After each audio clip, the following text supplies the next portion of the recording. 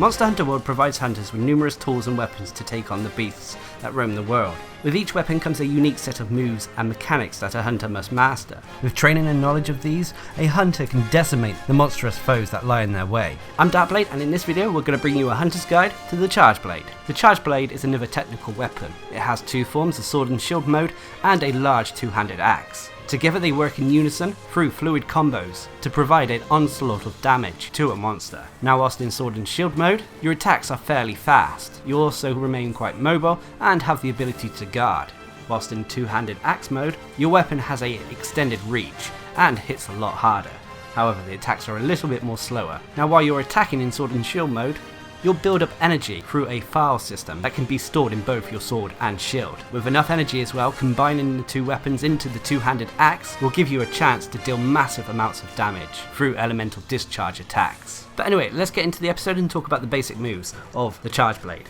First we'll talk about the sword and shield basics. Now you can draw the weapon for a forward slash by pressing forward and then tapping triangle. This will do a forward slash. This forward slash can also be performed if your weapon is drawn by pressing triangle and circle at the same time.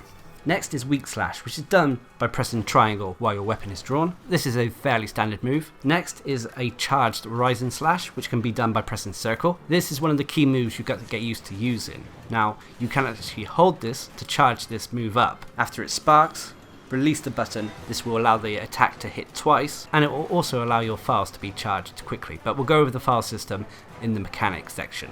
Now next is a sliding slash, which is done mid-combo by pressing the direction and circle. This can come in handy to avoid monsters' attacks. Next is a return stroke, which is done by pressing triangle a second time after the first triangle combo, and then if you should press it a third time, it will result in a spinning slash. This spinning slash can also be done by pressing triangle after you've done the charged rising slash, which is holding circle. However, the spinning slash will cause your hunter to move forward a distance. The next move is shield thrust, which is done mid-combo by pressing triangle and circle. This will cause your hunter to lash out with the shield of the Charge Blade. Now this is another key move to keep an eye on, because should your files be charged, then this attack will generate a file burst if you have amplified your shield. But like I said, we'll talk about the mechanics after the basic moves. Next is the charge file move, which is done by pressing R2 and circle. This will cause you to store the charged up energy that has built up. Afterwards you have two options available to you. You can either hold triangle down to allow your hunter to perform a condensed elemental slash, or you can press circle to transform the weapon into axe form and continue your assault that way. You can also perform a morph slash should you want to go into axe mode. This is done by pressing R2 and triangle. This will cause your weapon to change from its sword and shield mode into axe mode, and you can continue fighting that way. And finally, the last basic move is guard, which is done by holding R2. This allows you to block a number of attacks, and whilst not the strongest guard in the game, it certainly can come in handy. Also, should you block a monster's attack while your shield is amplified, you will be able to block stronger attacks. Anyway, let's move away from the sword and shield to talk about the two-handed axe form of the Charge Blade. The first basic move is your draw attack, which is just an axe smash, which is done by pressing R2 when your weapon is sheathed. This will allow you to instantly go into axe mode should you want to deal more damage quickly. Next is the rising slash. This is done by pressing triangle whilst the two-handed axe Charge Blade is drawn. This can then be followed up by an overhead smash, which is done by pressing triangle a second time. You can also perform an axe dash slam by pressing forward and triangle. Whilst all the triangle moves may not be the most devastating, they don't eat up any of your charge files. So if you're not willing to spend any, then these are options. Now next is Elemental Discharge 1. This is done by pressing circle. You then have Elemental Discharge 2, which is done by pressing circle a second time, or following a morph slash, which is R2 and triangle whilst in sword and shield mode. And then you finally have Amped Elemental Discharge. This is done by pressing circle or triangle and circle following certain combos. The basic combo for this would be circle, circle, circle, or following a shield thrust, which is triangle and circle whilst in sword and shield mode. However, there is an alternative to the amped elemental discharge, which is the super amped elemental discharge. Now button wise, this is exactly the same as the amped elemental discharge. However, you have to meet a few requirements in order to actually use this ability. Basically, you have to have a charged or amped shield. The shield icon in the top left corner under your sharpness bar needs to be red in order to cast this high devastating move. Now it should be noted that you can also cancel the super amped elemental discharge by pressing back and triangle, should you know the attack won't land or hit its mark.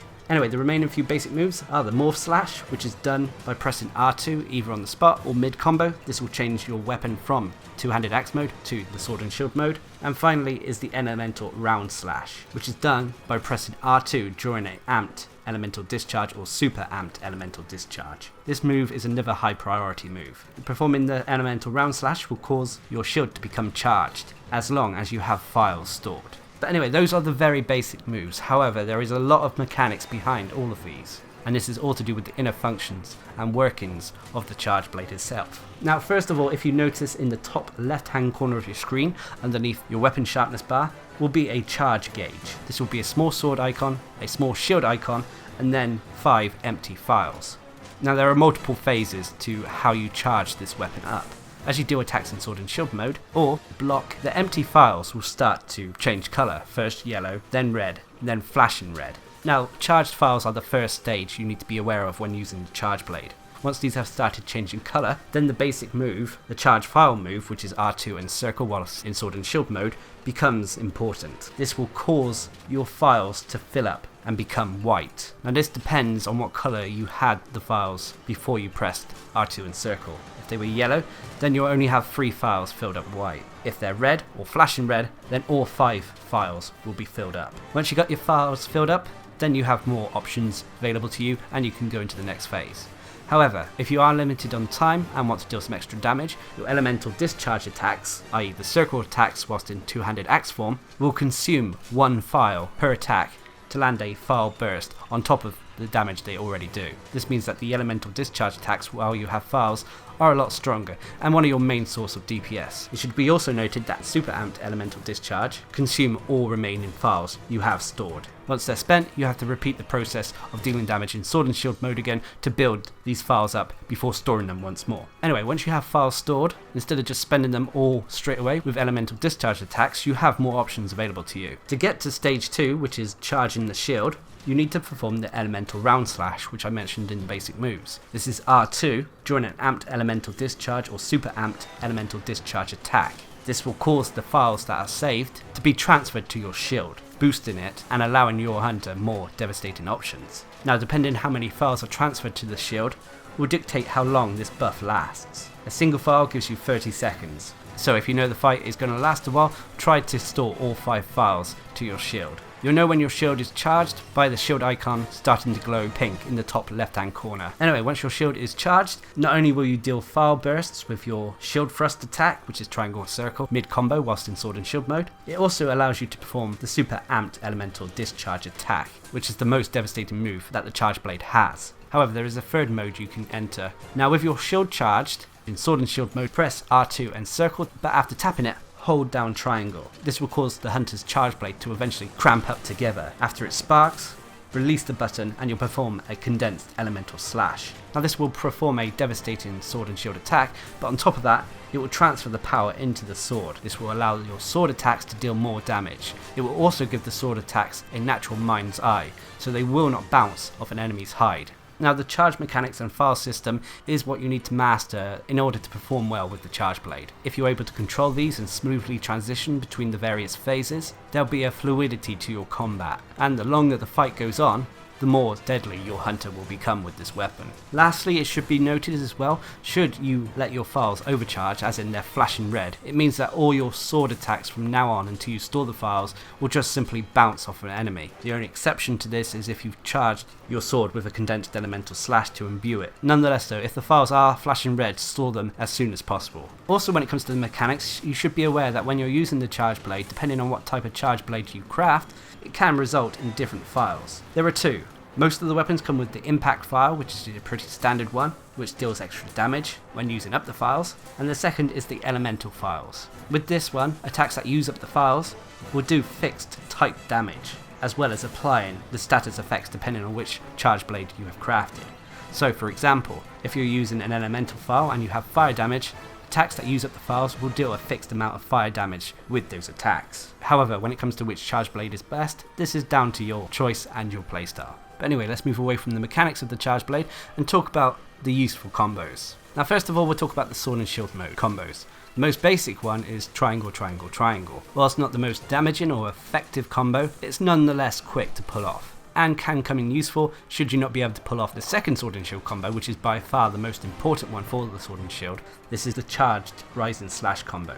This is done by holding circle to your charge, releasing it, and then follow it up with a shield thrust, which is triangle and circle, and then back into the charged rise and slash again, so that's holding circle again, and then back into the shield thrust. Normally this is enough to charge your Phails to red, allowing you to store the maximum amount. This is by far the quickest way to charge your Phails, and whilst the shield thrust is not as damaging as the spin and slash, which is triangle after the charged rise and slash, it nonetheless keeps you in place, whilst the spin and slash will move you from your position, potentially putting you out of place. Anyway, you can follow the charged rise and slash combo up with the next part of the combo. Once you have red Phails, press R2 and circle to charge them, then follow this up with a shield thrust, which is triangle and circle, and then press triangle and circle a second time to perform a amped elemental discharge. However, do not allow this to connect. You have to cancel this out by pressing R2 to perform an elemental round slash. This will transfer the Phails into your shield, charging it up, allowing your charge blade to enter its second phase. After that, you can repeat the charged rise and slash combo once more, and when it comes to storing the Phails with R2 and circle, this time hold down triangle and release to perform a condensed elemental slash to allow the charge blade sword to become imbued and allowing the weapon to enter its third stage. Now these are the most useful combos with the sword and shield. When it comes to axe form on the other hand, the most basic one is triangle, triangle, triangle. This is a basic combo with the axe form and it doesn't use up any Phails. However, going into axe form, you normally want to have Phails available to you, so you can perform the elemental discharge combo, which is circle, circle, and then circle once more. Now the final circle of this will either be the amped elemental discharge, which means you're still in phase 1 and you haven't charged your shield, or if you have charged your shield, the final circle will be a super amped elemental discharge. Now a lot of these attacks can be interchanged with one another. They're not the strictest, however you need to find a flow with the charge blade in order to be most effective. And whilst things can change depending on a monster's position and what is going on during a fight, trying to find this flow and rotation of moves is something you should strive for. For me personally, I do this rotation should a monster let me hit it. First start with the charged rise and slash combo, so that's hold circle. Follow that up with the shield thrust, which is triangle and circle. Then do the charge rise and slash again, that's hold circle again. Follow that up again with a shield thrust. This should allow charged Phails to become red.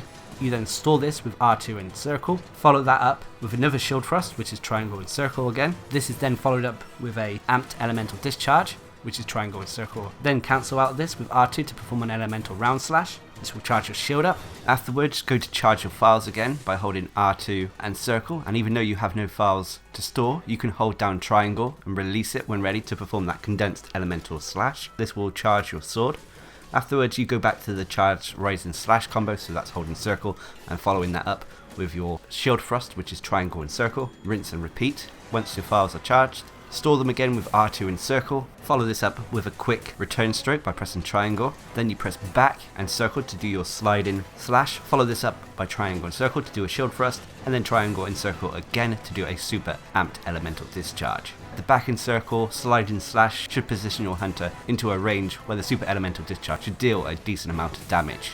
Now newcomers may be a bit put off by this because it could be considered quite complicated, but just put a bit of practice in and it will eventually start to flow. But anyway, let's move away from the useful combos to talk about the aerial and environmental maneuvers the charge blade has. Now this isn't the most maneuverable of weapons. Whilst in sword and shield mode you have a few options available to you. You can either jump off a ledge and press triangle. This will perform a jumping slash. The same goes if you run up a wall or tree with mushrooms. However, should you be sliding down a hill, you can either press X to jump, which can then be followed up by triangle for another jumping slash. While sliding, you can also press triangle instead of jump to do a jumping rising slash. This can then be followed up again by a second triangle for another jumping slash, or failing that, it can be followed up by an R2 to do a jumping morph slash, which changes the weapon from sword and shield into two-handed axe mode. Now one thing you should be aware of as well is when you're on a hill, because the sword and shield mode of this weapon are considered quite light, you can perform a forward slash either by forward in triangle whilst your weapon is drawn, or by triangle and circle to cause your hunter to start sliding down the hill, slashing along the way. This can then be followed up with the standard moves you would get should you slide down a hill with your weapon sheathed. On the other end though, with the two-handed axe mode, should you jump off a ledge, you'll perform a axe jumping slash. This is done by pressing R2 whilst jumping, and the same goes for if you run up a wall or tree with mushrooms on. Now when it comes to the additional tips, I've already mentioned a lot of what goes on behind the scenes for the charge blade. For example, if your sword is imbued and charged up, then the sword attacks have a natural mind's eye, meaning they won't bounce off an enemy's hide. It should also be noted as well, depending how many Phails you have stored when you perform a super amped elemental discharge, the lightning strikes that follow will progress further the more Phails that are used up. However, the additional tip, which is very useful and for more advanced players, is the guard point system. Now, guard point is where you perform an attack or move which would cause your shield to naturally be in front of your hunter. For example, during the morph slash, should you want to go into axe mode, there is a point during this attack where the hunter's shield will be in front of them. Should an enemy hit you during this point, the monster's attack will be blocked. Also, performing a successful guard action can cause damage to a monster if you have charged your shield.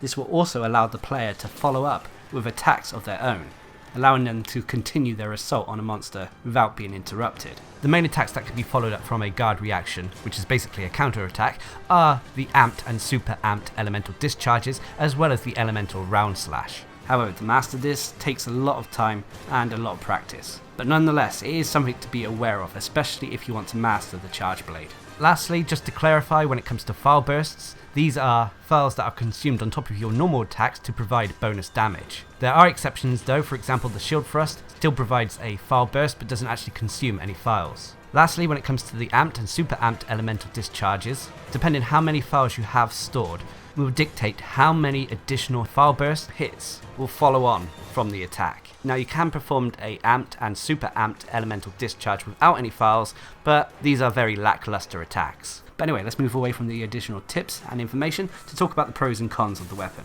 The first major pro is that the weapon is quite versatile. It can perform a lot of roles. It has damage options thanks to its two-handed axe form, it has speed options when in sword and shield form, and it even comes with defensive options thanks to the shield it carries. The next major pro, when in axe form, is that the weapon not only deals decent damage, but it has quite a far reach, which can be to a hunter's advantage in numerous situations. And finally is the Phail system. This system not only allows you to power up your shield, thus your defensive options, it also allows you to power up your sword, giving you more offensive options with your basic sword and shield, but on top of that it also enhances your two-handed axe attacks, increasing its DPS and giving you access to one of the strongest moves in the game, the super amped elemental discharge.